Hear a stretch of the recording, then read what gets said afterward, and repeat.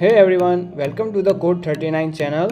In this channel, you will find some of the best Mac tips and tricks. So make sure you subscribe the Code39 channel and enable the notification with bell icon so you won't miss any upcoming videos.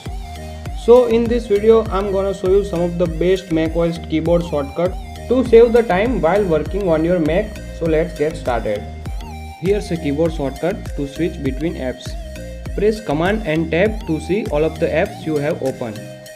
Then tap the Tab key until you land on the app you want to open and release the command to change it. Here's a tip number 2. How to open screenshot toolbar. Just press Command Shift 5 to open the screenshot toolbar. From there you can take a screenshot, record your screen and more. All of your screenshots and recording will be saved on your desktop by default. Here's a tip number 3.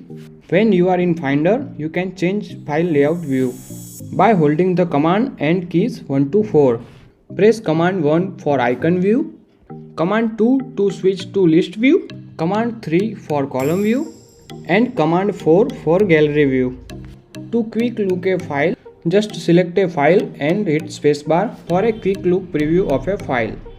To find apps and documents on your computer or information on the web, you can use Spotlight search by pressing command space.